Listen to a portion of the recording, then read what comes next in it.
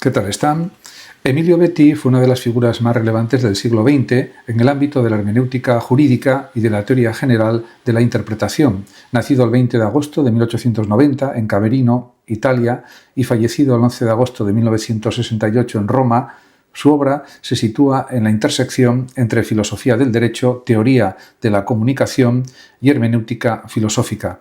Su pensamiento se desarrolló en un contexto intelectual marcado por el historicismo alemán, la crisis del positivismo jurídico y los debates sobre la posibilidad de una interpretación objetiva del sentido en textos, acciones humanas y producciones culturales. En cuanto a su introducción biográfica e intelectual, hay que decir que Betti se formó como jurista y académico en la Italia de principios del siglo XX, un periodo profundamente influido por el idealismo alemán y por la tradición historicista. Fue profesor universitario y un estudioso de gran amplitud, con intereses que abarcaban el derecho romano, la filosofía del derecho y la teoría general de la interpretación. Su experiencia intelectual estuvo marcada por la necesidad de dar respuesta a un problema central. ¿Es posible interpretar un texto o una acción humana sin proyectar sobre ellos las subjetividades del intérprete? Frente a corrientes que defendían una interpretación más relativista o existencial, Betti sostuvo una posición claramente objetivista. Para él, el sentido no es creado por el intérprete, sino reconstruido. Esta idea lo convirtió en una figura central del debate hermenéutico del siglo XX, especialmente en oposición a propuestas como las de Gadamer, con quien mantuvo una discusión indirecta pero decisiva. El núcleo de su filosofía, la teoría de la interpretación, es realmente lo decisivo de su pensamiento, y su libro lleva por título Teoría General de la Interpretación, publicado originalmente en italiano en 1955 como Teoria Generale della Interpretazione, traducida al castellano como Teoría General de la Interpretación. En esta obra desarrolla su sistema más completo sobre cómo debe entenderse el acto interpretativo. Su tesis central es que toda interpretación tiene como finalidad reconstruir el sentido objetivo de una manifestación humana, un texto, una obra de arte, un comportamiento, una norma jurídica, etcétera, etcétera. Este sentido no depende del intérprete, sino del autor y del contexto originario de producción. Betti distingue entre tres elementos esenciales. Primero, el objeto interpretado, texto o acción. Segundo, el sujeto que interpreta. Y tercero, el sentido originario que debe ser reconstruido a través del enfoque hermenéutico. La interpretación, por tanto, no es una creación libre, sino un proceso regulado por métodos racionales. Los cánones de la interpretación pues son uno de los aportes más influyentes de Betti y es su formulación de los 4 cánones de la interpretación, que buscan garantizar la objetividad del proceso hermenéutico. Y son los siguientes. Primero, canon de la autonomía del objeto. El texto o la acción poseen un sentido propio independiente del intérprete. Segundo, canon de la totalidad. El significado solo puede comprenderse considerando el conjunto del contexto. Tercero, canon de la actualidad del entendimiento. El intérprete debe actualizar el sentido pero sin deformarlo. Cuarto, canon de la adecuación del entendimiento. La interpretación debe ser coherente con la intención originaria del autor. Estos principios pretenden evitar que la interpretación se convierta en una proyección subjetiva ilimitada. Obras principales de Betti y su desarrollo conceptual. Además de su obra central, Betti escribió otros trabajos fundamentales, muchos de ellos vinculados al derecho y a la teoría social. La teoría general del negocio jurídico, por ejemplo, es otra obra clave y realmente en ella desarrolla y analiza los fundamentos de los actos jurídicos desde una perspectiva interpretativa. En esta obra, Betti aplica su teoría hermenéutica al derecho privado, defendiendo que los actos jurídicos deben interpretarse según su finalidad objetiva, no según la intención subjetiva aislada de las partes. La interpretación de la ley y de los actos jurídicos, por tanto, realmente es establecida por Betti y profundiza en la aplicación de la hermenéutica al derecho positivo. Aquí sostiene que la ley no puede ser interpretada arbitrariamente, sino dentro de un marco sistemático que respete la coherencia del ordenamiento jurídico vigente en cada momento. En cuanto a la interpretación de los hechos sociales, aunque menos conocida esta línea de su pensamiento, amplía su teoría a fenómenos sociales más amplios, incluyendo comportamientos colectivos y estructuras culturales. En cuanto a las influencias filosóficas, el pensamiento de Betti se construye a partir de varias influencias fundamentales, que son, en primer lugar, podemos hablar de Friedrich Schleiermacher, de quien toma la idea de reconstrucción del sentido del autor, de Dilthey, especialmente de su distinción entre ciencias naturales y ciencias del espíritu, y del historicismo alemán también recibe influencia, que subraya la importancia del contexto histórico en la comprensión del sentido. El derecho romano clásico le aporta una visión sistemática y estructurada del derecho como orden racional. Sin embargo, Betti se distancia de corrientes que conducen al relativismo interpretativo, especialmente aquellas que enfatizan la fusión entre intérprete y texto como fuente de sentido. Emilio Betti y la teoría de la comunicación. Aunque no desarrolla una teoría de la comunicación en sentido moderno, como por ejemplo la lingüística o la semiótica contemporáneas, su obra tiene implicaciones directas en este ámbito. Para Emilio Betti, la comunicación es un proceso de transmisión de sentido estructurado, donde el emisor produce una forma expresiva que contiene un significado objetivo que puede ser recuperado por el receptor mediante reglas interpretativas. Desde esta perspectiva, la comunicación no es simplemente interacción, sino transmisión de significado estable, lo que lo sitúa en una posición contraria a teorías más constructivistas del lenguaje.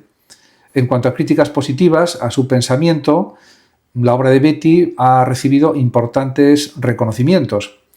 Por ejemplo, se le valora por haber dotado a la hermenéutica de un rigor metodológico. Su defensa, por ejemplo, de la objetividad interpretativa es considerada fundamental en el ámbito jurídico. Su teoría ha sido aplicada en derecho constitucional, civil y penal. Se reconoce su esfuerzo por sistematizar la interpretación como disciplina científica. En el ámbito jurídico, su influencia es especialmente notable, ya que proporciona herramientas para evitar interpretaciones arbitrarias de la ley. En cuanto a las críticas negativas que ha recibido su obra, su pensamiento también ha sido objeto de críticas importantes. Por ejemplo, Gadamer y la hermenéutica filosófica posterior critican su objetivismo argumentando que toda interpretación está mediada por la historicidad del intérprete. Se le reprocha subestimar el papel activo del sujeto interpretativo. Algunos autores consideran que su modelo es demasiado rígido y poco adaptable a las ciencias humanas contemporáneas. También se le acusa de idealizar la posibilidad de recuperar plenamente la intención original del autor, algo que muchos consideran imposible. Betti, en el debate hermenéutico contemporáneo, pues es una figura importante. El enfrentamiento conceptual entre Betti y Gadamer representa uno de los ejes centrales de la hermenéutica del siglo XX. Mientras Betti defiende la reconstrucción objetiva del sentido, Gadamer propone la fusión de horizontes, donde el significado emerge del diálogo entre texto e intérprete. Y este debate ha influido profundamente en disciplinas como la filosofía del derecho, la teoría literaria, la lingüística y la teoría de la comunicación.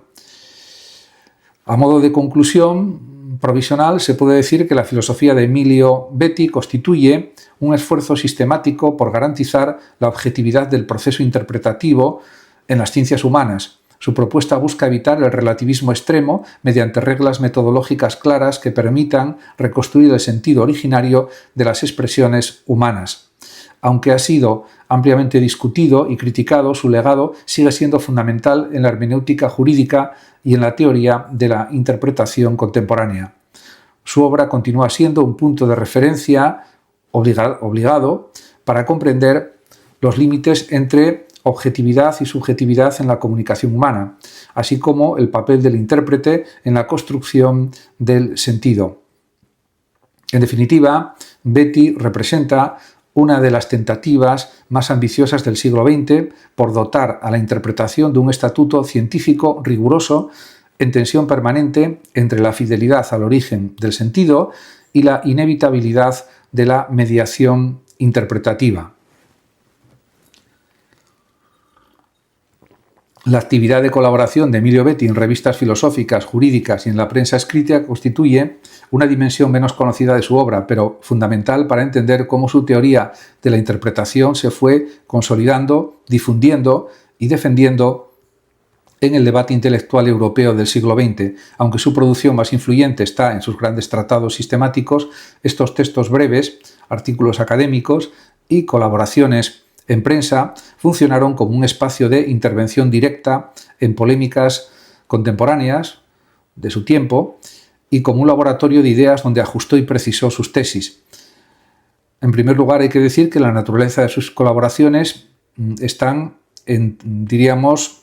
entre la academia y el debate público. Betti publicó en revistas especializadas de Derecho Civil, Filosofía del Derecho y Teoría de la Cultura, además de participar ocasionalmente en periódicos de carácter general. Sus artículos pueden dividirse en tres grandes categorías, que son, primero, artículos estrictamente académicos, publicados en revistas jurídicas o filosóficas. Segundo, intervenciones doctrinales dirigidas a debates concretos sobre interpretación jurídica. Y tercero, textos de divulgación o reflexión cívica, aparecidos en prensa o publicaciones de carácter más amplio. En conjunto, estos escritos le permitieron mantener una presencia activa en el debate europeo, especialmente en Italia y Alemania, donde su obra fue más influyente, pero también en el resto de Europa y en el mundo. En cuanto a la extensión y formato de sus artículos, los artículos de Betti variaban en extensión según el medio al que iban destinados. En revistas filosóficas y jurídicas sus trabajos solían oscilar entre 15 y 40 páginas, lo que en términos aproximados equivale a 6.000 o 18.000 palabras, dependiendo del formato editorial de la época. En revistas doctrinales más técnicas, algunos textos eran más breves, entre 8 y 15 páginas aproximadamente, entre 3.000 a 6.000 palabras. En prensa escrita o suplementos culturales de la prensa escrita, sus intervenciones eran mucho más sintéticas, generalmente entre 1.000 y 3.000 palabras, centradas en ideas clave o posicionamientos claros sobre cuestiones jurídicas o culturales. Esta variedad de extensión refleja la doble intención de Betti: profundizar teóricamente en el ámbito académico y al mismo tiempo intervenir en la discusión pública. En cuanto a los temas recurrentes en sus artículos, hay que señalar que los artículos de Emilio Betti giran siempre en torno a su núcleo conceptual, la teoría de la interpretación. Sin embargo, este núcleo se despliega en diferentes direcciones. Por ejemplo, interpretación jurídica, por una parte.